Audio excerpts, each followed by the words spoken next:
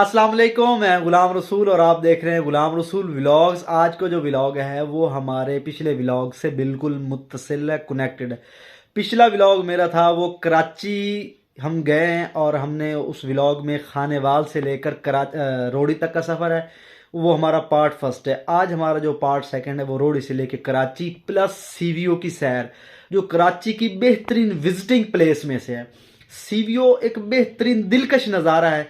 आज है जी सीवीओ का व्लॉग, तो आपने देखना है। Stay connected with me Ghulam Rasool vlogs. जी तो व्यूवर्स, जिस तरह मैंने बताया कि हम रोड़ी से आगे हम कराची की तरफ गामजन हैं। ये रात का टाइम है, तकरीबन आप कह लें कि तकरीबन कोई 3 का टाइम है। मैंने सोचा सीट पे बैठ के जो रात का बाहर का व्यू है उसे कैप्चर किया जाए। तो जहाँ लाइट्स थी वो आप देखें कैप्चर हो रहा है। पुरसकून रात है, लोग ट्रेन में सोए हुए हैं। लो जी, हम कराची स्टेशन पर पहुंच चुके हैं। ये एक बड़ा कदीमी स्टेशन है, अंग्रेज़ दौर से बना हुआ है।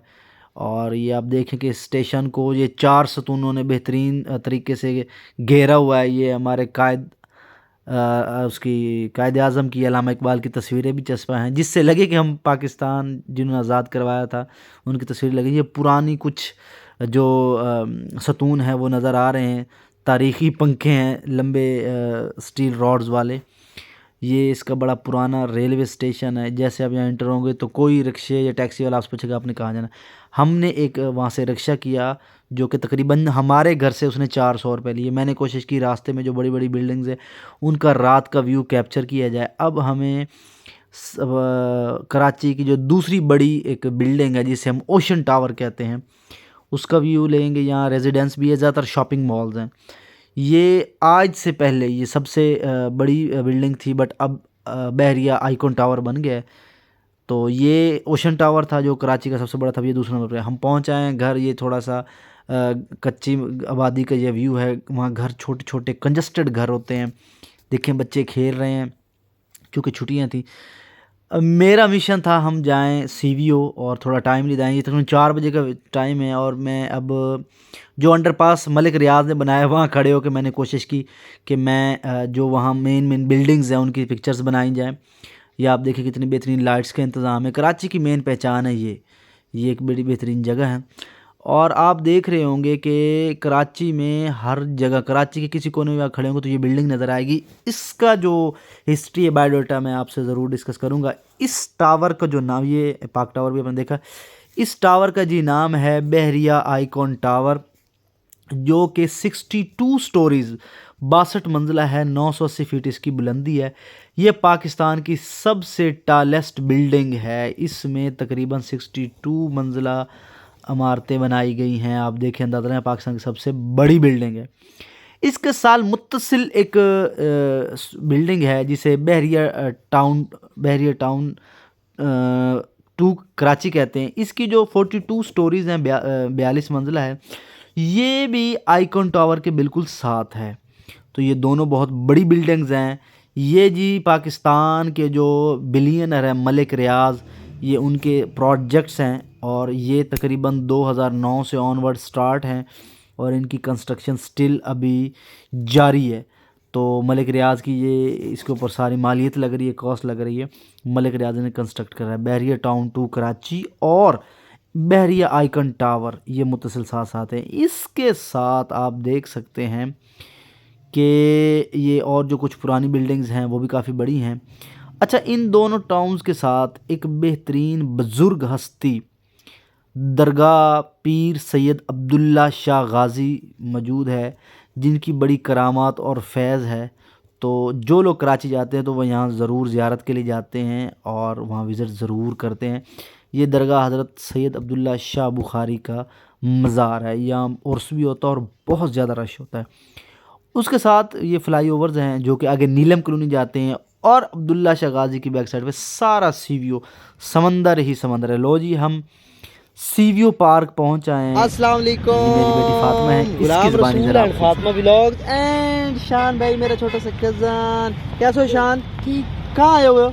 हम सीवी आए हैं। हम सीवीओ कराची आए हुए हैं और हमारा व्लॉग बड़ा मज़ेदार होने वाला है। साथ साथ रहिए। फातिमा, आपका व्लॉग शुरू है? क्या व्लॉग बनाने आई हो? कहाँ आई हो? सीवीओ।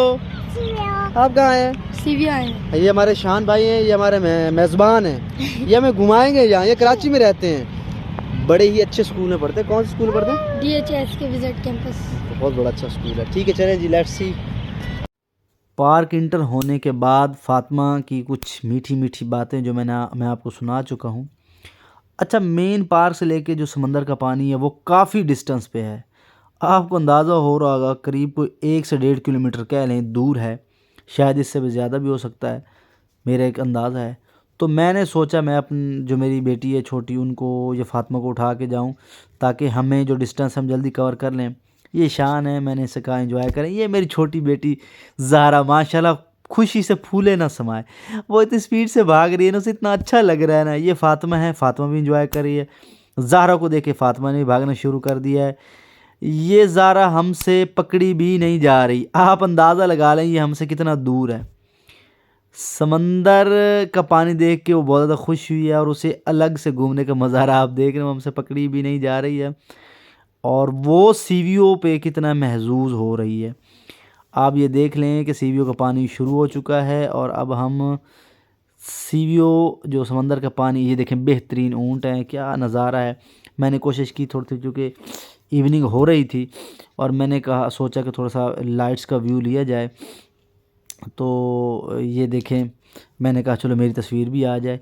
ये सनसेट का क्या खूबसूरत नज़ारा है, ऐसा नज़ारा कम देखने को मिलता है। थोड़ा जूम करके मैंने देखा कि कहाँ तक हमारे कैमरे की अप्रोच है। अब ये देखें, ये छोटी छोटी जो गाड़ियाँ हैं ये वहाँ घूमने के लिए इस्तेमाल होती हैं। इनके कुछ चार्जेस होते हैं, तो आप बैठ के पूरे समंदर जो सी व्यू है वहाँ आप घूम सकते हैं, जो लोग ज़्यादा थक जाते हैं। आप देखें ये वहाँ ऊँट हैं, ऊँट के ऊपर सवारी करेंगे, आपकी पिक्चर्स बनेंगी। गोलगप्पे वहाँ बैठने, सिटिंग्स का भी इंतज़ाम है। चेयर्स, आप अगर मैं आपको दिखा सकूँ, ये चेयर्स पड़ी होती हैं, लोग यहाँ बैठ के फिर कुछ खा लेते हैं। शान, मैं और फातिमा, ये शान मेरा छोटा कज़न है और हम इकट्ठे घूमने गए हैं, तो हमने कहा कि आप हमारा थोड़ा सा व्यू लें। ज़हरा तो हमसे तकरीबन फासले पे रहती है। लो जी, समंदर की लहरें आना शुरू हो गई हैं। फातिमा ने सोचा कि मैं समंदर की लहरों को एंजॉय करूं। ये फातिमा का, मेरी जो बेटी फातिमा है, समंदर का पहला विज़िट है, तो वो बड़ी इंजॉय कर रही थी। यहाँ भाई चप्पल्स आपको अपने साथ लेके जानी पड़ेंगी, या तो आप कहीं पीछे रखवा के आएँ, या नहीं तो ये पानी की लहरों के साथ चली जाती हैं। ये पानी की लहरें आ रही हैं और हमने सोचा कि हम पानी की लहरों को भी इंजॉय करें। और लहरें आ रही हैं और वापसी रेत को लेके जाती हैं। अच्छा, एक यहाँ बड़ी अजीब चीज़ है, जब लहरें आती हैं और जब वापस जाती हैं तो वो रेत भी थोड़ी थोड़ी सिरक रही होती है, तो उससे ऐसा फील होता है कि ज़मीन हमारे पाँव से निकल रही है। तो जो रेगुलर जाते हैं खैर उनको तो डर नहीं लगता, जो न्यू कमर है वो ज़रा परेशान हो जाते हैं। फातिमा गॉट एक्साइटेड, ओहो क्या बात है। शान भी कह रहा है क्या ज़बरदस्त मज़ा आ रहा है। सीवियों का क्या नज़ारा है, मुख्तलिफ़ किस्म के लोग मुख्तलिफ़ इलाक़ों से आके सीवियों का नज़ारा रखते हैं। कराची जाएं और सीवियों ना जाएं, कराची जाने का हक़ अदा नहीं होता। जब भी कराची जाएं सीवियों ज़रूर हो के आएँ और एक बेहतरीन आपका एडवेंचर हो सकता है। बच्चों के साथ जाएं तो ज़्यादा मज़ा आएगा, क्योंकि बच्चों का अपनी फैमिली के साथ जो एंजॉय होता है वो भी एक बड़ा बेहतरीन मज़ेदार होता है। तो ये लहरें हैं जी, इस तरह पीछे लहरों की रफ़्तार ज़्यादा है, जब वो आगे आती जाती हैं तो उनकी जो इंटेंसिटी है, शिद्दत है, वो कम हो जाती है। तो एक ख़ास हद तक पानी में रहना चाहिए। अगर आप थोड़ा दूर चले जाएंगे तो वो आपके लिए इंतहाई ख़तरा हो सकता है, क्योंकि समंदर की जो लहरें हैं वो बेरहम होती हैं। तो ये देखें यहाँ आप ये जो घोड़े कह लें, इसके ऊपर बैठ के भी पिक्चर बना सकते हैं। आप अपनी मेमोरी को सेव कर सकते हैं। यहाँ काफ़ी सारे लोग जो पैसों के, या आप देखें कितने दूर तक लोग गए हैं, ये बेवकूफ़ी है, इतना दूर नहीं जाना चाहिए। तो मैं ये कह रहा था, या ऊँट, घोड़े और वो जो छोटी सी कैरेज गाड़ियाँ थी, तो उस पे भी आप घूम सकते हैं। वो कुछ उनके चार्जेस होते हैं, चार्जेस डिलीवर करके आप जा सकते हैं। फैमिली मेरी बहुत एंजॉय कर रही है। हम तो बार बार पानी में जाने की कोशिश कर रहे हैं ताकि हम मैक्सिमम टाइम जो है वो यहाँ स्पेंड कर सकें। अच्छा, शान जो मेरा छोटा कज़न है वो मुझे ये कह रहा है कि भाई एक बहुत बड़ी तेज़ लहर आ रही है। लो जी, ज़ारा को हम दोबारा एंटरटेन कर रहे हैं। ज़ारा एक बार हमारे पास आती है, हमारे साथ मजाक करे, फिर वो पीछे चली जाती है। तो फातिमा, ज़ारा को मैंने बोला ज़ारा आप रुक जाएं, आपके पाँव में कोई भी केकड़े, झींगे, सुंडी आपके पाँव को काट सकती है। ज़ारा बेखौफ व ख़तर बग़ैर चप्पल के घूम रही है। बड़ा एंजॉय कर रही है। मैंने शान से पूछा शान कैसा लग रहा है, शान कहता है भाई बहुत मज़ा आ रहा है। मैंने कहा जी हमें भी बहुत मज़ा आ रहा है, आप भी घूमें, बच्चों को भी घुमाएं। तो आप ये देख रहे हैं कि बेहतरीन समंदर की जो लहरें हैं वो आने वाले विज़िटर्स की आंखों को किस तरह वो अट्रैक्ट करती हैं। क्या बात है, क्या नज़ारा है जी। और चूँकि ये थोड़ी बड़ी लहर थी और जब ये रिवर्स हुई वापसी की तो रेत पाँव से सिरक गई और हमें थोड़ा डर लगने लग गया। तो मैंने दोबारा से शान को कहा कि यार मैं 2-3 लहरों का ज़रा सामना करूं। अच्छा, ये दूसरे जो भाई आ रहे हैं ये पेशावर से आए हुए हैं, ये एक व्लॉगर्स भी हैं। तो मैंने फिर इनसे सलाम दुआ की और मैंने इनसे इंट्रोडक्शन भी करवाया। इन्होंने इजाज़त दी और इन्होंने कहा कि आप हमारी तस्वीर लगा सकते हैं। मैं तस्वीर की इजाज़त ली। ये बहुत बड़े व्लॉगर्स हैं भाई, इनका नाम तो मुझे याद नहीं आ रहा। खैर ये भाई थे और इनके साथ एक और भाई भी, और जिनके गले में कैमरा हैंग हो रहा है, लटका हुआ है। ये इनके कोई कज़न हैं, ये इनको यहाँ घुमाने आए हुए थे। तो ये व्लॉगर्स हैं, व्लॉगिंग करते हैं, टूरिस्ट टाइप हैं ये, और ये यहाँ घूम रहे हैं। तो मुझे अंदाज़ा हो गया था चूँकि इन्होंने कैमरेज़ और ये मूवीज़ बना रहे थे बार बार। तो शुक्रिया भाई, आप लोगों ने हमें टाइम दिया। Stay bless. अगर कभी मेरा आप ये व्लॉग देखें तो मुझे ज़रूर लाइक और कमेंट करें। ये तकरीबन सूरज ग़रूब हो चुका है और रात का आप कह लें पहलू हो चुका है।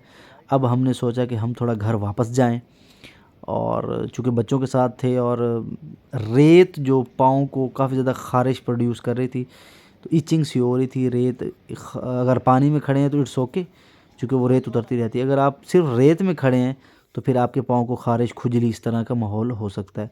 छोटे बच्चे थे, वैसे भी थोड़ी थोड़ी सर्दी थी। चूँकि ये तकरीबन 11 नवंबर की डेट है और सर्दी, बच्चों को ज़ुकाम ठंड लग सकती थी। तो मैंने ये सोचा कि इससे पहले कि मज़ीद ठंड हो, हम इतने में अपने घर पहुंच जाएं। मैं अपने घर वापस जाने की कोशिश कर रहा हूं। मैं बच्चों को कहा भाई आप अपनी तैयारी करें और हम वापस जाएं। और वंस अगेन जाते हुए कभी मैंने कहा मंज़र लें, हम देखें कि किस तरह।